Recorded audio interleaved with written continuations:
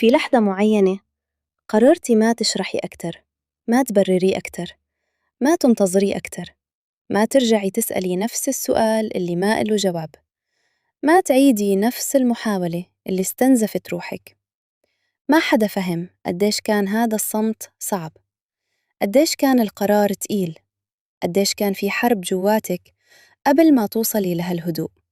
لأنه من برا بان إنك مشيتي، بس من جوا كنتي عم تنقضي حالك، كنتي عم تسحبي نفسك من غرق بطيء، كنتي عم تطلعي من مكان ما عاد فيه حياة.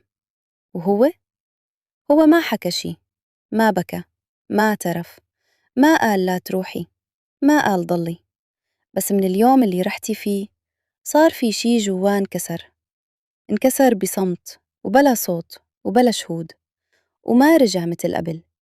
يمكن هو نفسه ما بيعرف شو اللي تغير، بس بيعرف إحساس غريب، كأنه في شي انشال من داخله، شي كان يعبي الفراغ حتى لو هو ما كان واعي إله، شي كان يعطيه إحساس إنه تمام حتى وهو مو تمام، شي كان يخليه يكمل حتى وهو ضايع.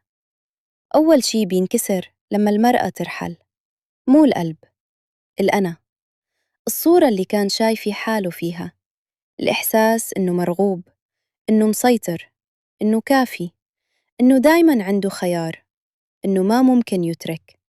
كل هاد كان مربوط فيكي بدون ما ينتبه. طالما أنتِ موجودة، عم تحاولي، عم تعطي، كان في جزء منه مرتاح، مو لأنه فهمك، مو لأنه كان واعي لقيمتك، بل لأنه متأكد إنك ما رح تتركي، متأكد إنك رح تضلي تحاولي مهما صار، متأكد إنك رح تبرري حتى لما هو يغلط. كل علاقة هي مرآة لعالمنا الداخلي، ولما تترك المرأة ما بتترك الرجل بس، بتكسر المرآة اللي كان يشوف فيها حاله، بتاخد معها النسخة اللي كان متعود عليها من نفسه. وكتير من الرجال ما بيدركوا شو خسروا فعلاً، حتى تكون تلك المرآة حطمت على الأرض، حتى يصيروا لحالهم قدام حقيقتهم. بس لما سكتي، لما وقفتي تلاحقيه، لما صرتي غايبة حتى وإنتي موجودة، صار في شرخ. شرخ مو بالصوت، بالمعنى، شرخ بالثقة اللي كان حاططها بحاله، شرخ بالصورة اللي رسمها لنفسه، شرخ ما بيعرف يرممه. فجأة ما عاد في حدا يهديه، ما عاد في حدا يبرر له، ما عاد في حدا يغطي الفوضى اللي جواه، ما عاد في حدا يشيله من نفسه. وهون ببلش يواجه شي كان دايماً مأجله، مو حزنك بل نفسه. الظل بيصحى، ذاك المكان اللي خبى فيه كل شي ما بده يشوفه، الخوف، الهشاشة، الإحساس إنه مو كافي، الإحساس إنه ممكن ينرفض، الإحساس إنه ممكن ينكشف. كتير من الرجال بيتعلموا يحبوا هاد كله من صغرهم، يتعلموا إنه الرجل ما بيبكي، ما بيخاف، ما بيحتاج، ما بيضعف، فبيحطوا كل هالأشياء بالظل وبيكملوا، بيعيشوا نص حياة بنص شعور. لما كنتي موجودة، بحبك، بهدوءك، بصبرك، بوجودك، كنتي بدون ما تحسي تخبي ظله، كنتي تعطيه أمان ما عرف يخلقه لحاله. وبوجودك كان الظل هادئ، نايم، ساكن. بس لما رحتي، الظل صحى فجأة، بلا تحذير، بلا فلتر. فجأة ما في مكان يهرب فيه من حاله، ما في صوت بيغطي على صوته الداخلي، ما في حضن يسكن القلق، ما في وجود يبرر الهروب، لا يوجد عزاء فوري، ما عاد في شي يملى الفراغ. وهون بيبدأ يسمع حاله لأول مرة من زمان، مو صوتك، صوته هو. وبيسأل بس بينه وبين حاله: ليش راحت؟ شو اللي ما شفته؟ شو اللي ما سمعته؟ ليش ما حسيت؟ أي جزء مني دفعها بعيد؟ وأي جزء مني كان عم يدمر بدون ما انتبه؟ وحتى لو حاول يشتت حاله، حتى لو غرق حاله بالناس، حتى لو حكى وضحك، حتى لو مثل إنه بخير، صمتك بيبقى كصدى بيتبعه بكل مكان. صمتك بيصير أعلى من أي صوت.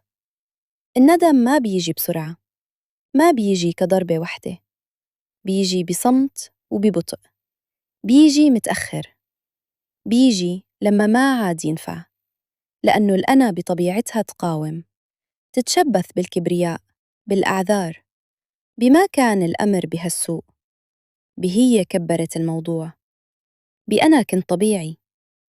لهاد بعد مغادرتك مباشرة، أول شي بيظهر مو الذنب أو الحزن، بل التشتت، الهروب، الإنكار. بيحاول يملى الفراغات اللي تركتيها، يطلع، ينشغل، يضحك، يحاول يثبت لنفسه قبل غيره إنه غير متأثر. بس الندم ما بينخدع بالمظاهر. الندم صبور، بينتظر، بينتظر اللحظة اللي يكون فيها لحاله، بينتظر الهدوء، بينتظر السكون، حتى تخفت الضجة، حتى ينطفي كل شي حواليه، حتى يضل هو مع نفسه. وتمرق أغنية كنتي تحبيها، أو يشوف مكان كنتوا تقعدوا فيه، أو يتذكر تفصيل صغير كان يعتبره عادي. وهناك مو ألم حاد، بل فراغ عميق، فراغ بيوجع بدون صوت، لأنه اللي كان يعبيه ما كان بس وجودك، كان الإحساس إنه مفهوم حتى لو ما حكى، الإحساس إنه مهم حتى لو ما طلب، الإحساس إنه في حدا شايفه بعمق، شايف ضعفه قبل قوته، شايف حقيقته بدون أقنعة. ولما هذا الإحساس بيروح، بيكتشف إنه ما بيعرف كيف يخلقه لحاله، ما بيعرف كيف يكون صادق مع نفسه، ما بيعرف كيف يحتوي نفسه. الروح البشرية ما بتتغير إلا لما يصير ألم البقاء مثل ما أنتي أعظم من الخوف من التغيير. وهاد بالضبط شو بيعملوا الندم، بيجبره يشوف إنه ما خسر أي شخص، خسرك أنتي، خسر اللي كان شايفه، خسر اللي كان يحتويه، خسر اللي كان ممكن يخليه إنسان أفضل، وبهاد خسر فرصة النمو معك. واحدة من أصعب الحقائق إننا ما منشوف العالم كما هو، منشوفه كما نحن، كما جروحنا، كما مخاوفنا، كما حدودنا. لما تترك المرأة ما بتترك فراغ بس، بتترك مرآة، مرآة قاسية، صادقة، واضحة. وهون يعرف مو بس إنه غلط، بل إنه ما كان كافي للشخص اللي أعطاه كل هاد بصدق. وهذا الإدراك موجع، تقيل، وصعب يتحمل. لما تمشي المرأة بيكون قدامه طريقين، ما في ثالث. الأول النمو، يوقف، يسكت، يتأمل، يفهم، يراجع نفسه، يسأل حاله ليش بيهرب، ليش بيخاف من القرب، ليش بينهار لما يكون في شي حقيقي، ليش ما بعرف يحب بشكل ناضج. ويبدأ يتغير خطوة ورا خطوة، ببطء، بوجع، بصدق. مو كرمال يرجعك، مو كرمال يثبت شي، بل لأنه لأول مرة شايف حاله بوضوح. والتاني التكرار، الهروب، الإنكار، يلاقي حدا جديد بسرعة، يعيد نفس الحكي، نفس الأسلوب، نفس الأخطاء، نفس البداية الحلوة، نفس النهاية المؤلمة، ويقنع حاله إنك كنتي المشكلة. بس انتبهي، الحقيقة ما بتتغير، بس بتتكرر. غيابك كان لحظة كشفت كل شي، كشفت مين هو، وكشفت شو بيعمل لما يخسر شي حقيقي. وردة فعله تحكي كل شي عما إذا كان يوماً مستعداً فعلاً يصير الرجل اللي كنتي تشوفيه بداخله. رحيلك ما كان ضعف، ما كان هروب، ما كان انتقام، ما كان لعبة، ما كان محاولة تثبتي إنك قوية. كان قرار ناضج، مؤلم، تقيل، بس صادق. قرار إنك ما عاد تقبلي بنص حب، ولا بنص اهتمام، ولا بنص وجود.